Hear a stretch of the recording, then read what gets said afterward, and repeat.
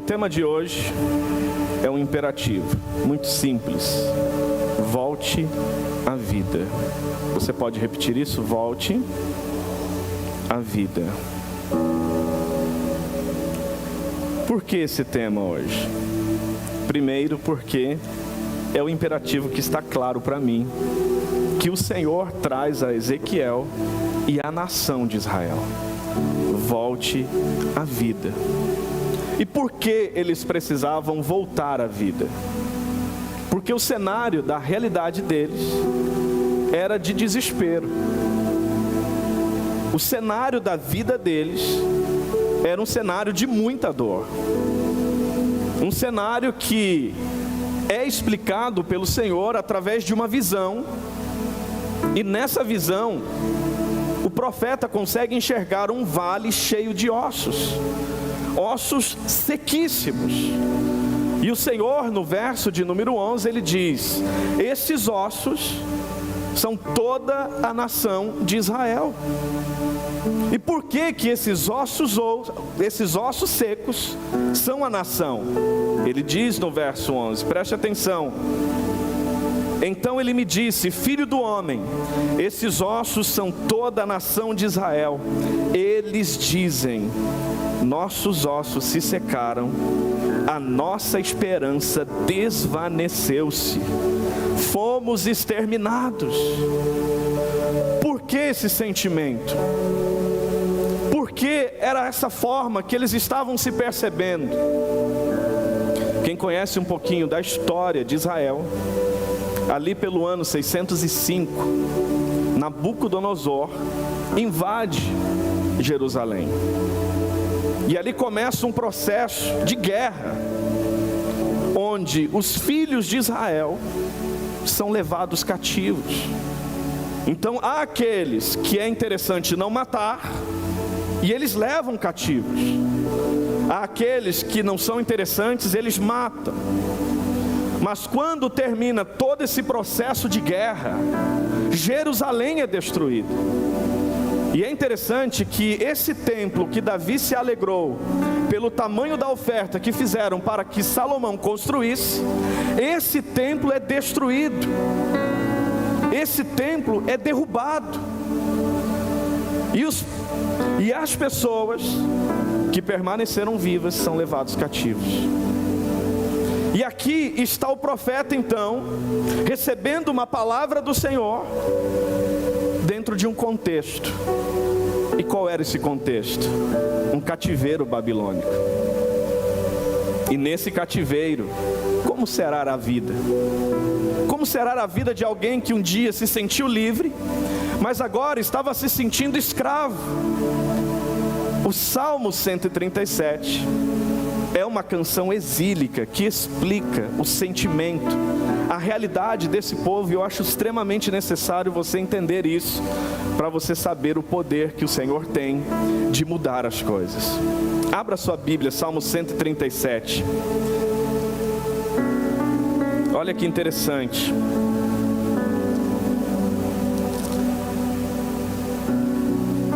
Junto aos rios da Babilônia, nós nos sentamos e choramos, com saudade de Sião. Então você já sabe que essas pessoas que se sentiam como ossos secos, eram pessoas que agora estavam vivendo a dor da saudade. E o que é essa saudade? Repita isso: dor da ausência. Estava doendo não poder acessar algo que antes eles acessavam. Estava doendo poder não viver agora algo que eles um dia já viveram. E o texto nos diz que um povo que um dia se levantou para celebrar, agora estava sentando-se para chorar. E olha que interessante.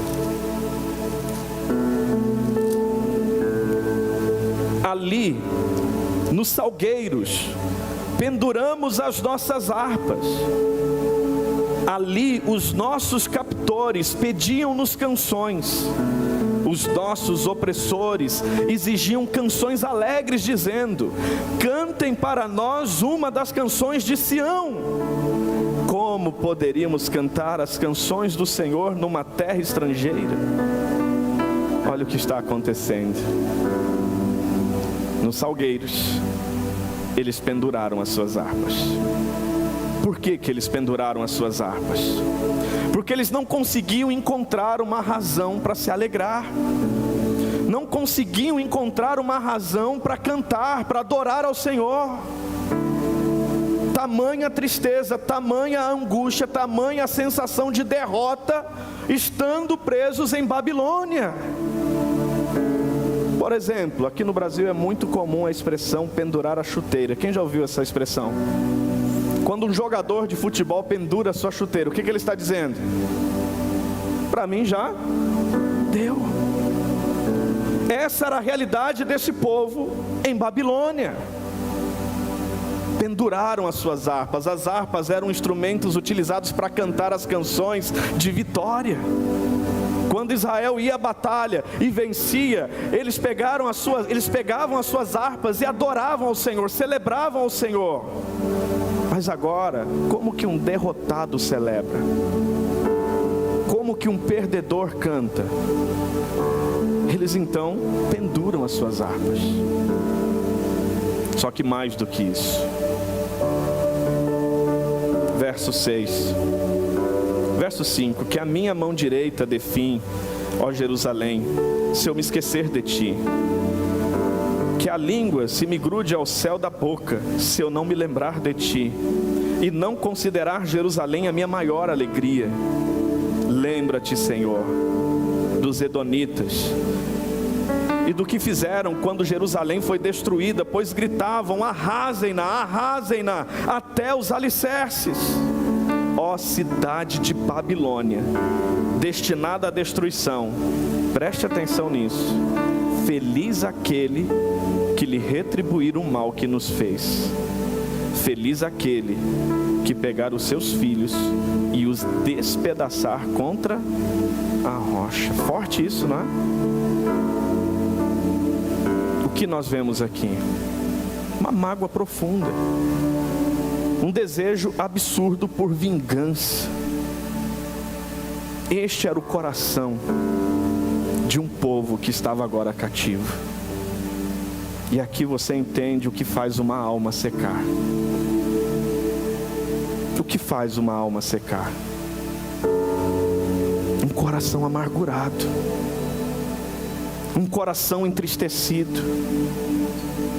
Um coração que perdeu a fé, a esperança. Um coração que deixou de acreditar. Um coração que olha para o cenário e só vê a derrota, só vê a perda. Esse era o cenário de Israel na Babilônia. Mas é nesse cenário que o Senhor vai ao encontro de Ezequiel. E começa a acontecer algo poderoso. Repita isso: para o Senhor levantar muitos, Ele precisa levantar alguém. Esse é o primeiro princípio que eu já vejo logo no início do texto. O Senhor vê a realidade dessa nação, deste povo cativo em Babilônia, e Ele quer mudar essa realidade. Ele quer levantar um exército numeroso outra vez. Mas para levantar esse exército, para levantar muitos outros, primeiro Ele precisa levantar alguém. E esse alguém é o profeta Ezequiel. Quem aqui tem um cenário que precisa ser transformado na sua vida? Seja trabalho, família, enfim. Quem tem um cenário que poderia ser muito melhor do que está sendo? O Senhor quer fazer muitas coisas. O Senhor quer alcançar muitas vidas. Mas para que muitas vidas sejam alcançadas, primeiro Ele precisa achar e encontrar alguém. E a minha pergunta é se esse alguém pode ser você. Pergunta aí, pode ser você esse alguém?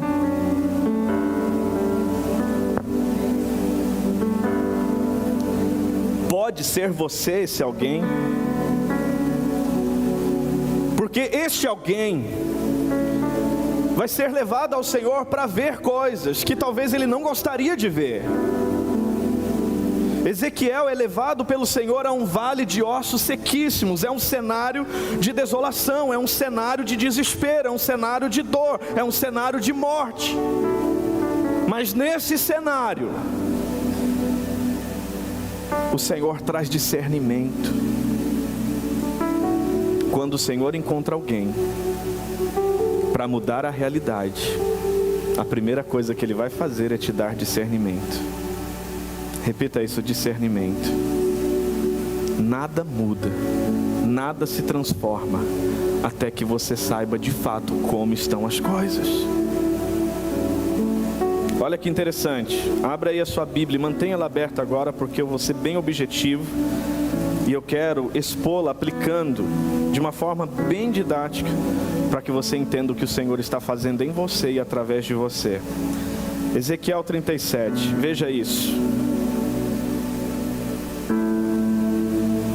A mão do Senhor estava sobre mim, e por seu espírito Ele me levou a um vale cheio de ossos. Ele me levou de um lado para o outro, e pude ver que era um enorme, numeroso vale de ossos, e os ossos estavam muito secos. Então veja isso. O Senhor, Ele quer mudar uma realidade. O Senhor, Ele quer fazer coisas novas. Mas para que a realidade mude, para que coisas novas aconteçam, para que muitas vidas sejam tocadas e transformadas, para que Ele levante muitas pessoas, primeiro Ele precisa encontrar alguém para ser levantado. E ao ser levantado, poder ver a realidade. Ezequiel viu, e não só viu, como discerniu. Porque o Senhor traz a ele a visão do vale, mas o Senhor também diz o que é aquele vale. E Ele diz: esse vale é toda a minha nação. Esse vale é o meu povo. Meu povo que desvaneceu-se a sua fé, a sua esperança. Eles mesmos estão declarando: estamos exterminados. Quando o Senhor quer fazer algo novo, quando o Senhor quer fazer com que algo volte à vida, Ele precisa encontrar alguém para começar a ver como de fato estão as coisas. Amém? E este alguém, ao ver, vai ser esticado, como diz o Ronald. Quem já ouviu essa palavra? Vai te esticar. Por quê? Olha que interessante. Verso de número 3. Ele me perguntou: filho do homem, estes ossos poderão tornar a viver? Olha o que o Senhor faz. Primeiro ele encontra alguém. Segundo, Ele mostra algo a esse alguém. Mas terceiro, Ele confronta esse alguém na sua capacidade de crer. E Ele diz: acaso esses ossos podem voltar a viver? Quem aqui disse que esse alguém poderia ser você? Quem disse? Se você disse que esse alguém pode ser você, esse alguém que vai mudar a sua família, que vai ser o vetor de transformação para onde você está, para onde você está sendo enviado, se você é este alguém, o Senhor vai esticar a sua fé. O Senhor vai confrontar a sua capacidade de crer. Ele vai te mostrar o vale de ossos secos. Ele vai dizer o que são esse vale de ossos secos. Mas Ele vai perguntar: filha, filho, você crê que isso pode ser diferente? Você crê que esse cenário pode mudar? O que Ezequiel respondeu? Oh, soberano Senhor, Tu o sabes. O que Ele está dizendo? Senhor, se Tu tudo sabes, Tu tens essa resposta. Ele devolve a confiança e ele recebe a direção. E o Senhor diz então: Ezequiel, profetize a esse vale, para que ouçam a minha palavra. Olha que interessante. Verso de número 4. Então ele me disse: profetize a esses ossos e diga-lhes: ossos secos, ouçam a palavra do Senhor. Assim diz o soberano Senhor a estes ossos: farei um espírito entrar em vocês e vocês terão vida, porém tendões em vocês, e farei aparecer carne sobre vocês. Eu os cobrirei com pele, porém um espírito em vocês, e vocês terão vida. Então vocês saberão que eu sou o Senhor. O Senhor dá uma ordem a Ezequiel: profetize. Profetize, para que primeiro eles ouçam a minha palavra, e depois você vai ver o que eu vou fazer. E aí no verso 7, olha o que acontece: então profetizei conforme a ordem recebida. Enquanto profetizava, houve um barulho, um som de chocalho, e os ossos se juntaram osso com osso. Olhei, e os ossos foram cobertos de tendões e de carne, depois de pele, mas não havia espírito neles. A seguir ele me disse: profetize ao espírito, profetize, filho do homem, e diga-lhe: assim diz o soberano, o Senhor: venha desde os 4 ventos, ó espírito, e sopre dentro desses mortos, para que vivam. Profetizei conforme a ordem recebida, e o Espírito entrou neles, e eles receberam vida e se puseram em pé, e era um exército enorme. Então ele me disse: filho do homem, esses ossos são toda a nação de Israel. Eles dizem: os nossos ossos se secaram, a nossa esperança desvaneceu-se, fomos exterminados. Por isso profetize e diga-lhes: assim diz o soberano, o Senhor: ó meu povo, vou abrir os seus túmulos e fazê-los sair. Trarei vocês de volta à terra de Israel, e quando eu abrir os seus túmulos e os fizer sair, vocês, meu povo, saberão que eu sou o Senhor. Porei o meu espírito em vocês, e vocês viverão, e eu os estabelecerei em sua própria terra, e então vocês saberão que eu, o Senhor, falei, fiz. Palavra do Senhor. Eu não sei se você entendeu, mas para que um cenário volte à vida, para o Senhor levantar muitos, primeiro Ele levanta alguém. E quando o Senhor encontra alguém, esse alguém recebe visão e discernimento do cenário.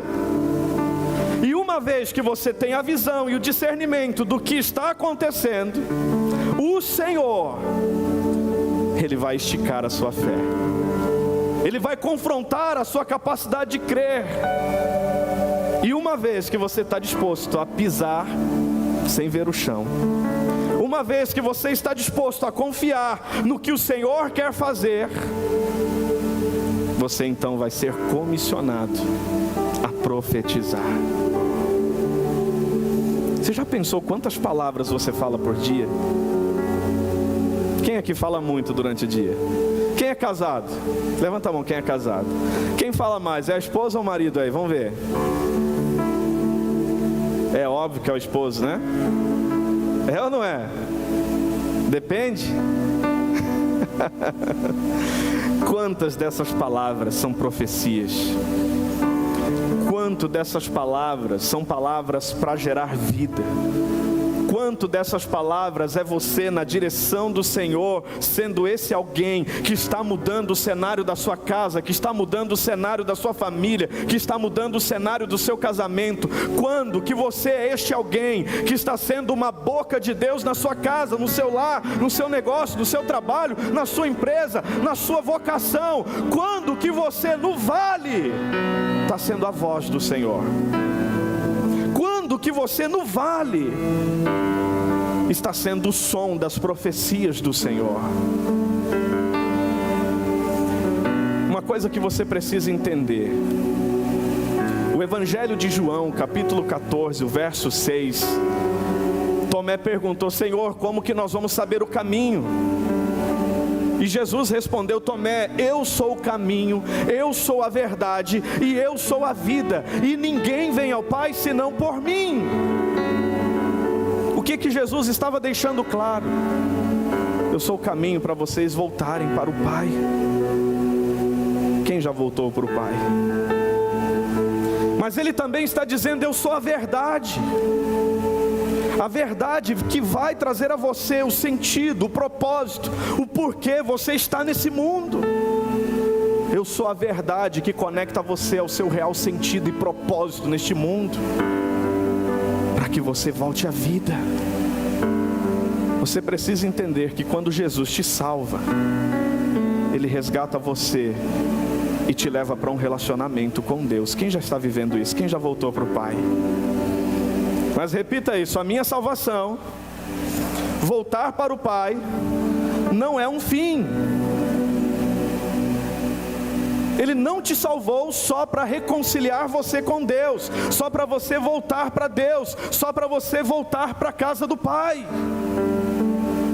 Uma vez que Ele te salva e te leva a um relacionamento com o Pai, esse relacionamento não é um fim, mas é um meio para que agora no Pai, com o Pai, em Jesus, no poder do Espírito Santo, você seja com Ele co-criador de uma nova realidade, de uma nova história, profetizando um novo amanhã. Você consegue entender isso? Deus não te salvou para ficar sentado. Deus não te salvou para cruzar os braços e aguardar Jesus voltar. Deus não te salvou para cantar umas musiquinhas no domingo. Ele te salvou para reconciliar você com Deus, e uma vez reconciliado com o Pai, ser habilitado a ser este alguém.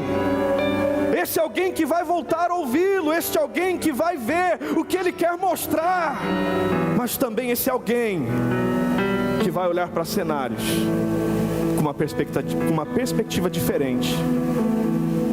Tem gente que olha para alguns cenários para reclamar. Tem gente que olha para alguns cenários para murmurar. Tem gente que olha para alguns cenários para justificar. Tem gente que olha para alguns cenários para poder, como o povo que estava ali à beira dos rios da Babilônia, chorar, lembrando-se de algo que não vive mais. E quem sabe até pendurando as suas harpas. Quem aqui tem certeza que recebeu dons do Senhor? Tem uma vocação no Senhor. Você está usando a sua harpa? Você está usando a sua harpa? Você está usando a sua harpa? O Senhor hoje, para levantar muitos, Ele quer encontrar alguém que vai ver, alguém que vai discernir, alguém que vai ampliar a sua capacidade de crer, de confiar, alguém que vai profetizar. Esse alguém pode ser você, porque se Ele encontrar esse alguém, e esse alguém decidir a sua boca, decidir abrir os seus lábios, sabe o que vai acontecer? Onde a morte vai voltar a ter vida. O Senhor diz que ainda que a sua realidade seja uma sepultura, Ele vai abrir os túmulos e os mortos voltarão a ter vida. Nessa noite o Senhor quer agir de forma sobrenatural. E se você é este alguém, repita isso: se eu sou este alguém, vou precisar crer que para Deus agir de forma sobrenatural, eu não preciso entender de forma natural. Tem coisas que você quer explicar como vai acontecer. Tem coisas que você quer entender como o Senhor vai fazer. Você precisa entender: o seu papel é profetizar. E sabe por que é tão desafiador profetizar? Porque geralmente nós somos chamados e somos escolhidos como este alguém, não no monte, mas no vale. É muito fácil profetizar no monte. Quer um exemplo? Quem quer um exemplo? Alguém chega para você e diz assim: estou passando por uma dificuldade no meu casamento, estou pensando em desistir. Você está no monte, está tudo bem com você. Aí você fala assim: para com isso, que falta de fé é essa? Vai lá, confia, acredita. E você profetiza: não desiste, segue em frente, o Senhor pode te ajudar.